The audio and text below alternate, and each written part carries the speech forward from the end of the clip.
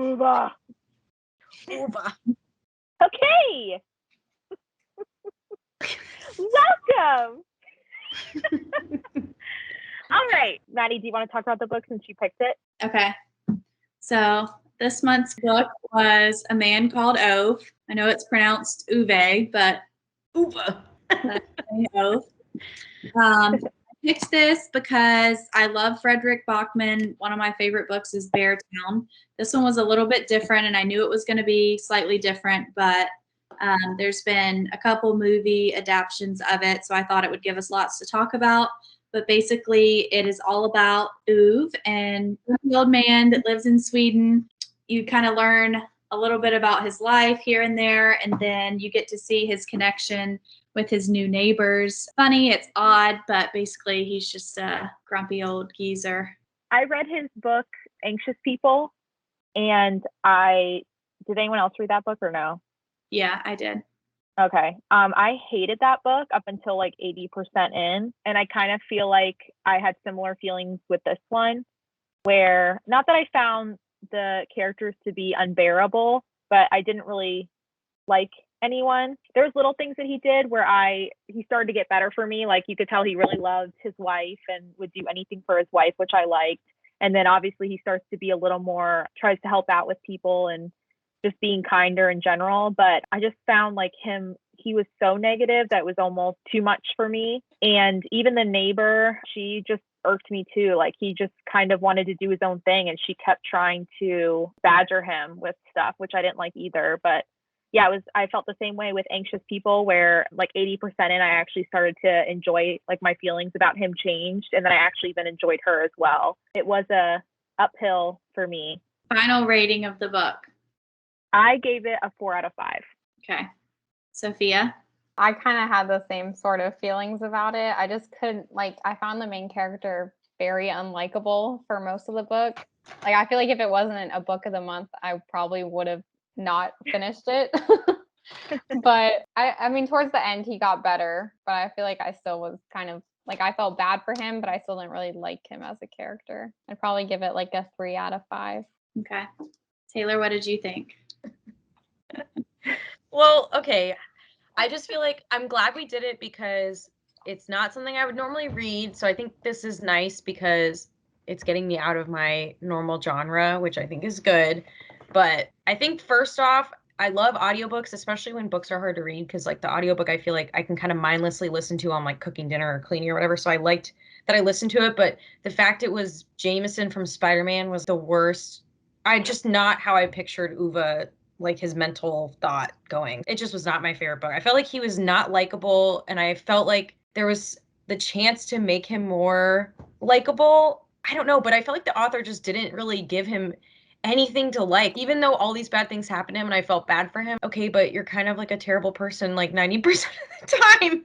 So I don't know. And I also felt like it read like an autobiography a little bit, where it was methodical about his daily life and stuff. And I think that also was hard for me because I'm not into autobiographies either. So I'm glad we read it. I would probably give it like a 2 out of 5. It just wasn't my favorite book. But thanks, Maddie, for making me read something I normally wouldn't pick, though.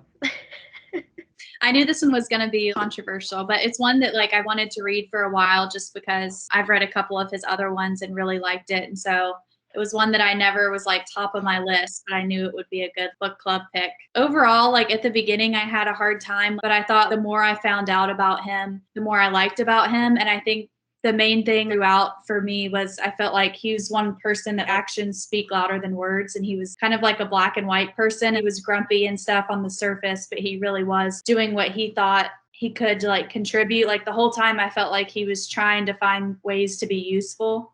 I don't know, but yeah, he did. He was super grumpy. But as it went on, I did like how he treated Sonia and all of that. And I felt bad for him because I felt like he just wanted to kill himself because he didn't really have any. Why did she marry him though? I was like, I don't know. I was just shook because she seemed awesome. And then he marries her. I don't know. I was well, even too, there's little parts where he'd be like, everyone questioned why she would marry someone like me. And I'm like, me too. Yeah. Yeah. Opposites attract. Yeah.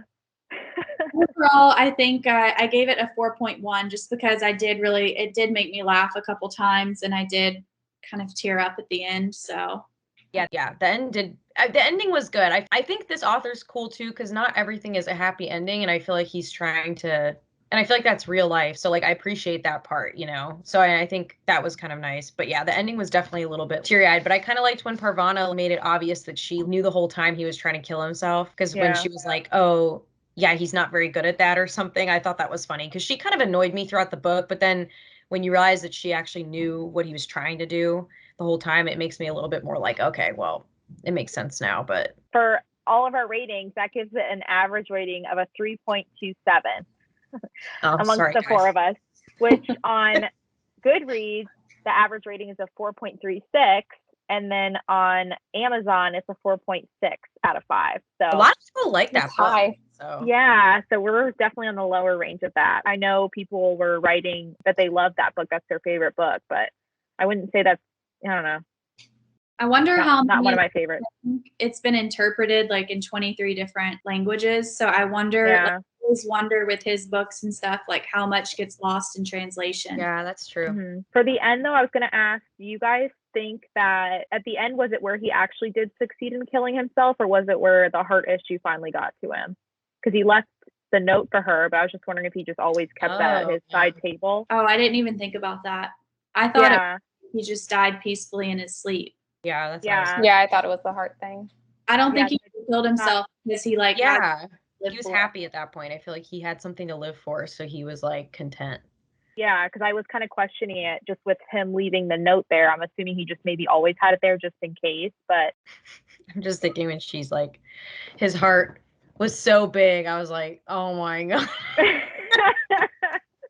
I was like trying to love him. I mean, he got better at the end, but I just, every time he talked about not driving cars in the residential area, I wanted to like scream. I was like, and the we newspaper know. in the car. Yeah, there was just everything he did. I was just, oh, he's so the author negative. Talked about it so much. I was like, we know. Like, I just felt like there was little details that I feel like if he left it out, it would have made me like him a little more. But hearing his inner thoughts and his, you know, train of thought on stuff, sometimes I was just, oh man, I don't know. I just feel like I like to escape, and it was a negative escape a little bit to a degree. So I'm like, oh, okay. With him too, though, I feel like he had nothing else to do. That's how bored he was, is that he just would obsess over stuff, which not saying it's okay, but yeah, it was excessive. Well, and I think I almost thought, and I think I mentioned this to like Sophia or something, but I almost thought there was a little bit something like social anxiety. Like I felt like he needed to be regimented. Like that was how he got through the day. And like, that's kind of like all he knew. So I don't know if there were like. Do you think he was that bad before Sophia died, or do you think it got worse after? Did they really talk about that? Sonia, oh my God, see. No, it sounded like he was always like that. Yeah, didn't they say a couple times even before he met her, he was just like grumpy all the time? Yeah, which I mean, he did have a hard upbringing, but you know, a lot of people have a hard upbringing and they're still not like that. I don't know. All right, did everyone find a quote or more that they enjoyed that they would like to share? Yes, I wrote down a bunch of them. I like tabbed them out. I don't know if we want to. Yeah, let's hear them. Well, the first one, which if you guys read on the Kindle, I'm sure this one was, everybody highlighted it. But I thought when it said he was a man of black and white and she was color, all the color he had, I liked that. Mm-hmm.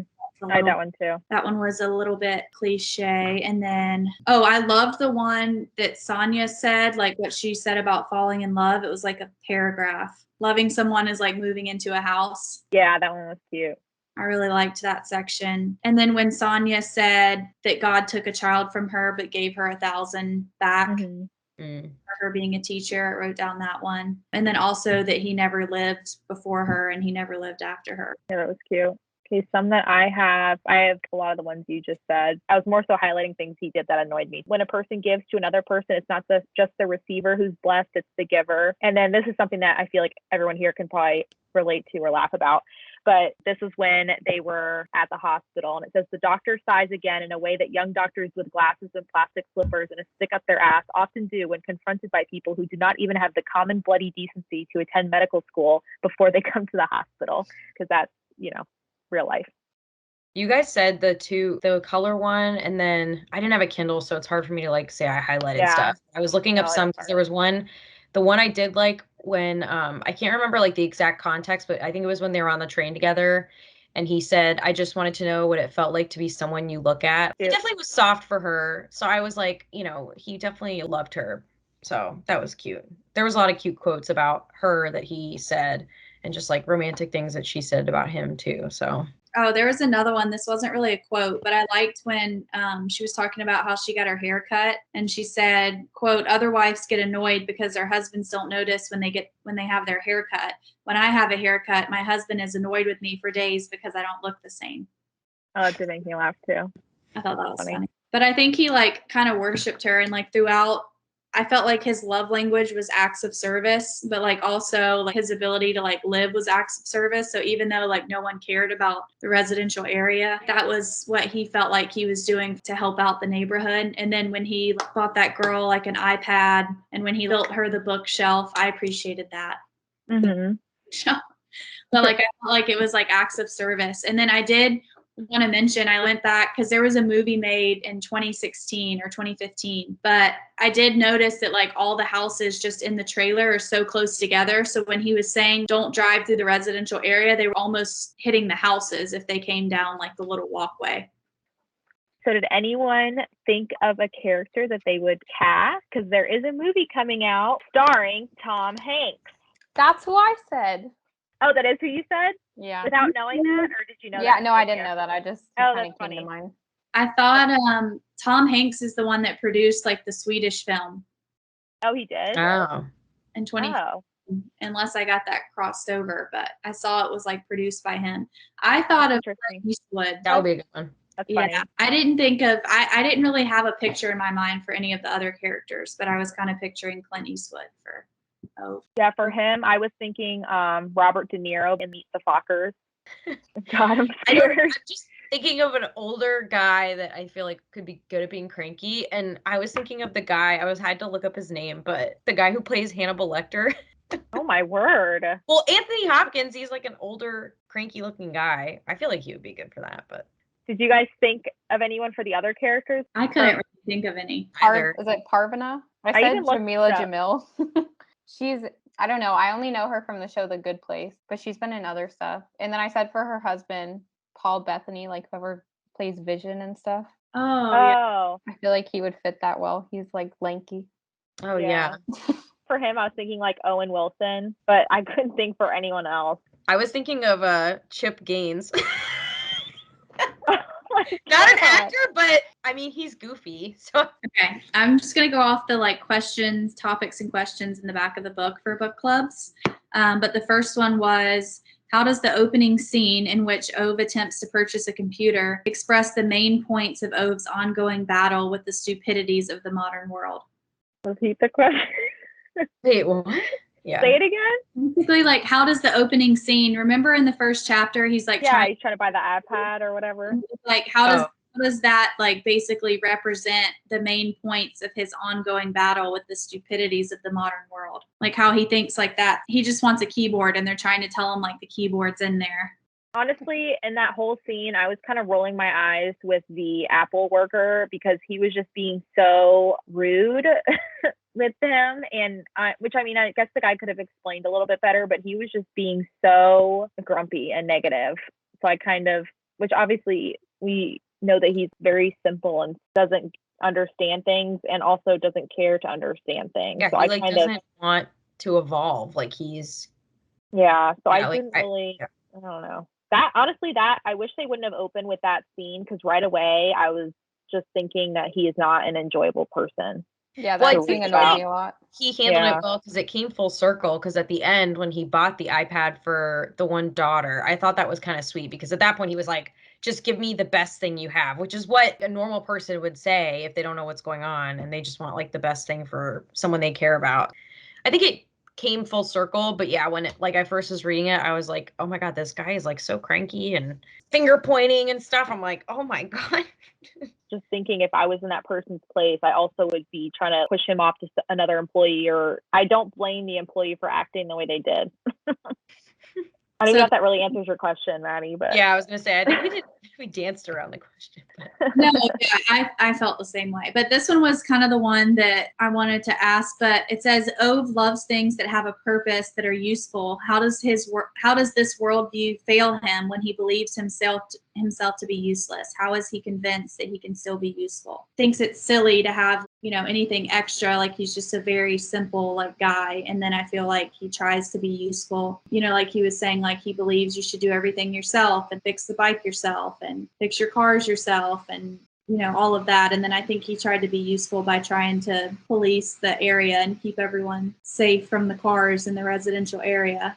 But I did think it was funny how after Sonia died, he started to think, I didn't highlight this part, but I remember him saying something like everything has a purpose and I have nothing else. He didn't say he had nothing else to offer, but he was pretty much saying there's no one depending on him anymore.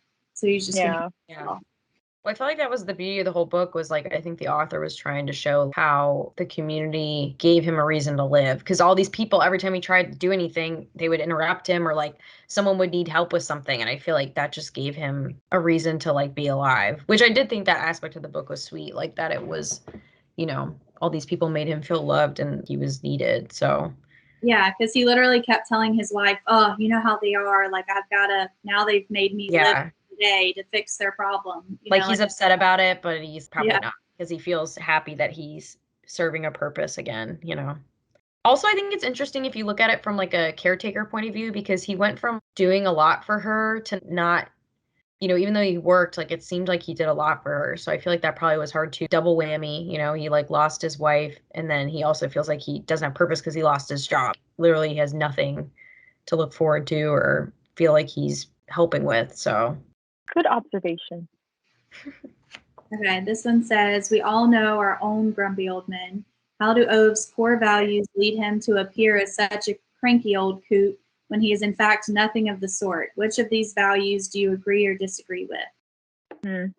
I'd say he still is a cranky old coot. That's just me.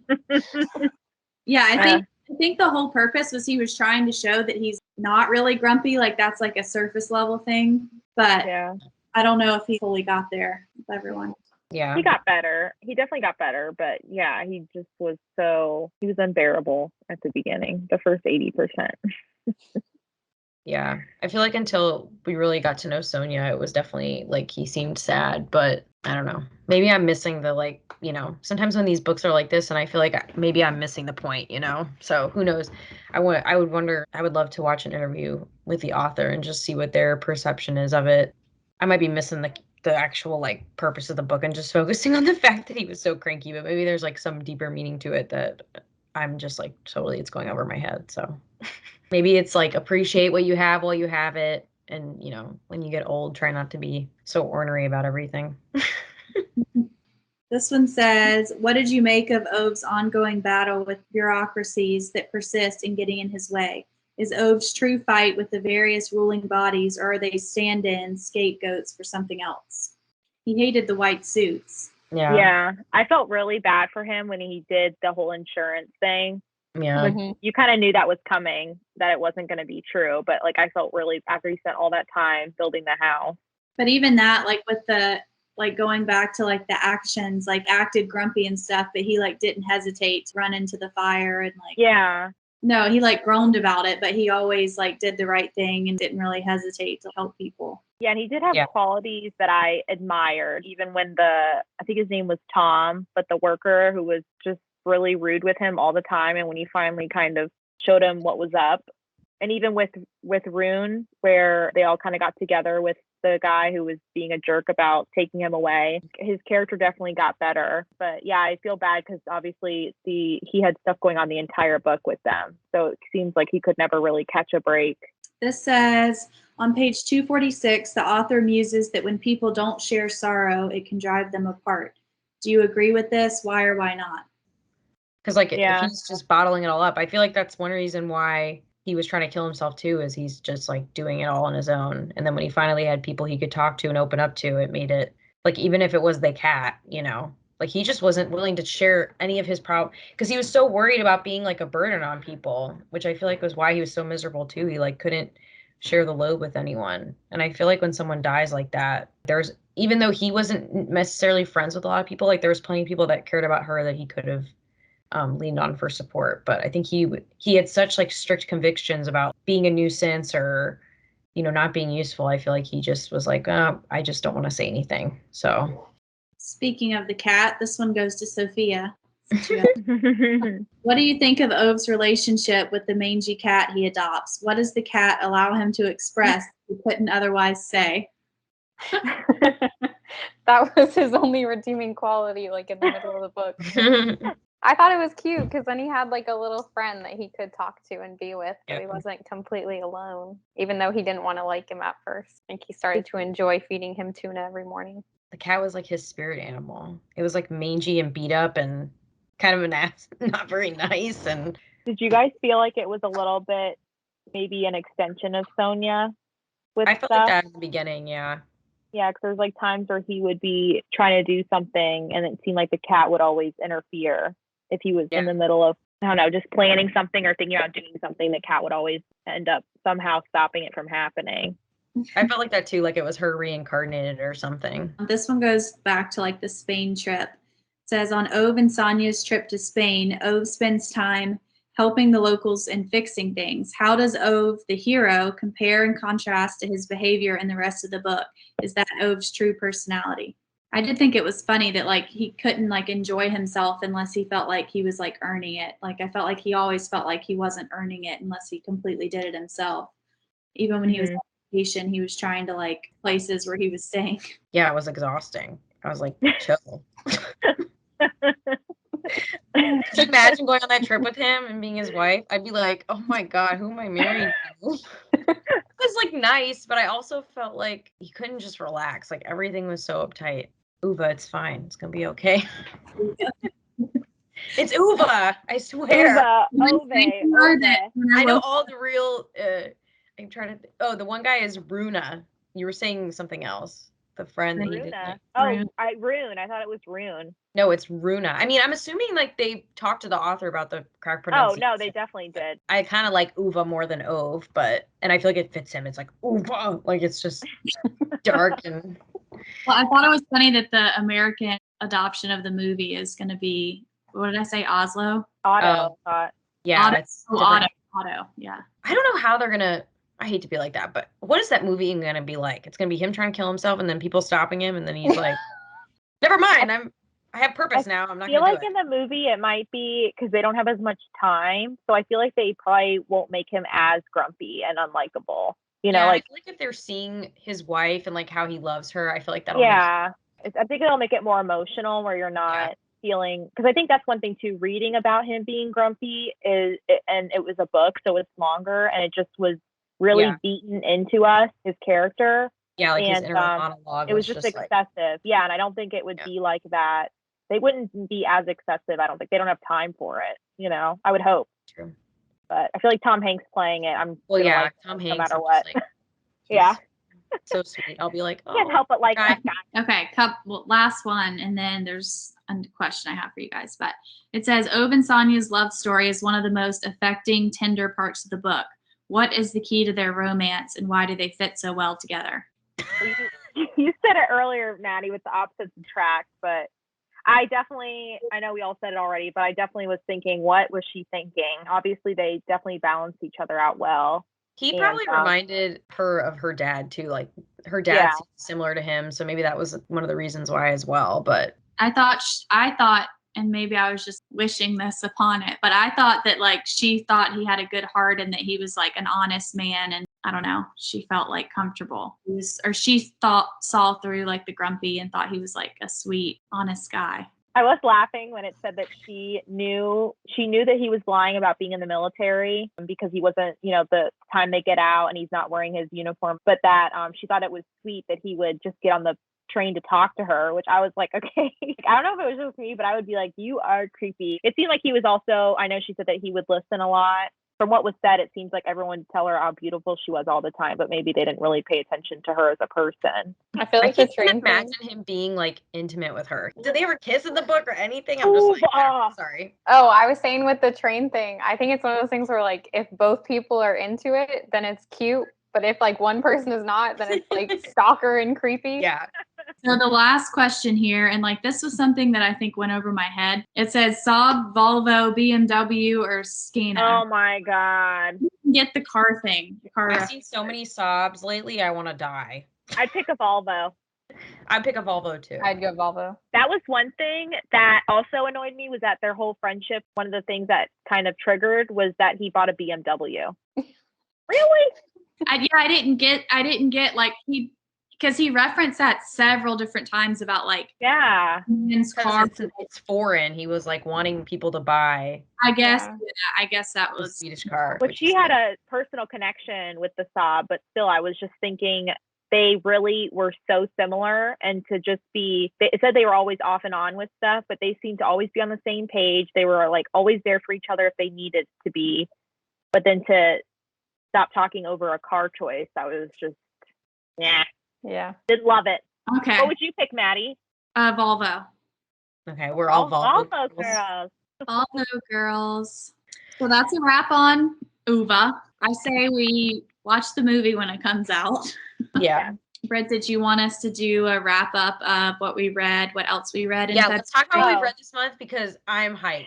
I've read so many Okay. books. I'm so excited. Okay, I was just going to say Pride and Prejudice is a classic, and although very difficult to read because it's like old English, I feel like it is good for your brain, and you can listen to Rosamund Pike and her beautiful, sexy voice, and it's free on Audible. So I recommend it, and Mr. Darcy is my, one true love. Okay, The Wife Upstairs was good. I liked that book. I read it, I think, in the same day. It's short and sweet, and I felt like the plot was good. I didn't really like the ending, but I thought the book kept me going, so I was excited about it. That one was good. What else? Okay, Project Hail Mary, 10 out of 10. That's such a good book. Highly recommend. It's like science fiction. I'm going to say it's kind of a romance too, but, whatever. So I'm just kidding. Steelheart, I was sorely disappointed. I love Brandon Sanderson, but that book was just too much. I just could not. I don't know. I listened to it on Audible, and it was painful. I guess I can't talk about like Verity in my other one because it's March, but I read Verity, and I'm reading The Love Hypothesis or something right now. I can't remember the title, and it's both are very It good. is that, yes. Okay, yeah, 10 out of 10. Recommend both those books. I'm on a roll, ladies. I've got Ugly Love next. I'm almost done with my Love Hypothesis book. Ugly Love. Oh my God. Yeah, Brittany said I'm going to cry, so I'm kind of, not prepare ready. the tissues. Okay, so Oh, okay. I only read 2 other ones besides this. I read Air of Fire, which I feel like I can't really say anything about because it's like the 3rd book in a series. Oh, yeah. What is it called? Spoilers. It's Air of Fire. It's the 3rd book in the Throne of Glass series. And then I read The Lost Apothecary, which I was disappointed by. I just thought, Oh, really? like, reading the description and everything about it, I had higher expectations, and it just wasn't really like. I feel like they could have done a lot more with the story, but Oh, it's it was kinda disappointing. I've had that on my Oh, yeah, it bookshelf sounds forever. good. Well, Yeah. that's just sad. I like It the sounds cover, too. I know, right? okay, Brittany. Okay, so I read the Wild series by K.A. Tucker. I read the Wild at Heart. Yes, recommended Are by those Maddie. like romantic comedies? They Yeah. are so good. Okay, wait, let me add them to my thing. Is that It's if a I liked The series. Love Hypothesis, Brittany, will I like Yes. I think you'll like it just because it takes place in Alaska, Simple and Wild? I think we all belong there. Wait, Maddie, did you read the Love Hypothesis one? I did. Oh, that book is so good. I'm almost done with it, but I called Brittany today and talked to her about it for like 30 minutes. Okay, well, let Really me know good. when you finish it because I have thoughts about the ending. Okay, all right. There's another one coming out this year called Love From on the her? Yep, it's a sequel. It's Oh, Oh, a friend. It's the same like scientist falls for something, but I'm here for it. it comes out in but August. it's not the same. There's a novella that comes out in May. Is it So, the same characters though, or is it different characters? It's the same. her friend, doesn't she have a friend in there? Yeah. Oh, Anne? Oh, I don't care. Her and Jeremy, I was like, Sorry, Brittany. I like her Go though. ahead, I'll read anything that lady writes. So yes, I think you would like it. There's 2 books and then a novella, which is only like 115 pages, Maddie, or something like that. And then it's called the 3rd book, but kind of the 4th. But that one is based on another character who's in the story. But no, I loved it. Slow burn, smoldering, sexy, loved it. oh, okay. I also read Creative Care, a revolutionary approach to dementia and elder care. That was something That went I right thought- along with the man called Uva. Yeah. Like Taylor, I also read Project Hail Mary. I loved it. That's actually where Taylor and I read books with some people from school, and they picked that book, and so I good. was a little upset when I saw that was the choice because I didn't think I'd like it. But I loved it. 5 out of 5. Definitely recommend it. I read The Year of Magical Thinking. I got that because I was actually going to visit Taylor, and I was looking for an audiobook to listen to during my drive, and it came as a popular pick from the library. I gave it 1 out of 5. I do not recommend it. She talked about living in New York, going to Malibu, going to Hawaii, she would call out restaurant names or say, oh, I bought this shirt from Brooks Brothers. And she'd specify certain things. If she went somewhere and saw a friend, she'd have to say the friend's name, who was a famous person. Like, I feel like the whole book was her bragging. Did not like it at all. I would not recommend it unless you specifically like that author. And then I finished the novella for the Wild series. I finished the 3rd book, which I actually was my favorite. And it wasn't on the main characters. It was actually on a separate character. But yeah, that was my favorite because it's based off one of the girls in the book who is a veterinarian, really loves her family and loves animals, obviously, and I loved her. So that's what I read. Maddie? Awesome. I read a couple in February. I also read Running Wild, which was like the 4th book in the Simple Wild series. Very good. I read A Good Girl Complex, which is Elle Kennedy, the author that wrote my favorite hockey romance series, The Play, The Deal, all those fun ones. There's like 8 of them. I also read The Maddest Obsession, which is like the 2nd book in a mafia romance. It was horrible. I didn't like it. I didn't like the guy at all. I thought he was controlling and like crazy. There's like a thin line with that stuff. Yes, there is. I read My Famous Frenemy. I read a lot of Piper Rain books, which is friends that write together, and they're all based in Alaska. And I got on this kick. Oh. After I read The Simple Wild back in March of 2020, I read all of her, I can't even remember but there's like 8 of them. They're all based on kids. I mean, each kid has like their own love story, each sibling. And then this is like her new like Green series, which comes out like every other month. So I read that. That was pretty good. And then I also read a novella, Tropical Hat Trick, which is part of their like hockey series that comes out like every other month. And then my favorite book was A Not So Meet Cute by Megan Quinn, which I think I told you guys was very, very funny, but hella spicy. Oh, is that the one you told me about? That, yeah, like, you guys took a about. turn? Okay. Yeah. Gotta add that to my Very list. funny. I've never laughed out loud so much at a book. Very, very spicy. So heads up on that one. Here for it. But yeah, that was it. But I do want to read. I did just get Project Hail Mary from Libby. So I'm going to read that one before it expires, which I don't know if that'll happen because I have a bunch of them that I want to read. So many books, so little time. So many. Well, I have to contemplate. I need to like think about. I feel like some of you guys have read so many books too already, but I got to think of what I'm going to pick for this month. So I'm going to look tonight and research, but I'm thinking you don't I have want to pick do it now. a light romantic comedy style, like kind of like The Love Hypothesis. I'm going to ponder and do You don't some. have to though. You can pick something that's in your comfort zone. I feel like I know, but I've been liking those books lately. So I'm like, okay. Well, I've got some great recommendations for you. Okay, yeah, send them my way. But I got to find one that no one here has read so we can all be, first timers. Looking forward to the next one. Yes, I'll do my research and text you ladies tonight. Okie doke. All right, ladies. Bye. Bye. Bye.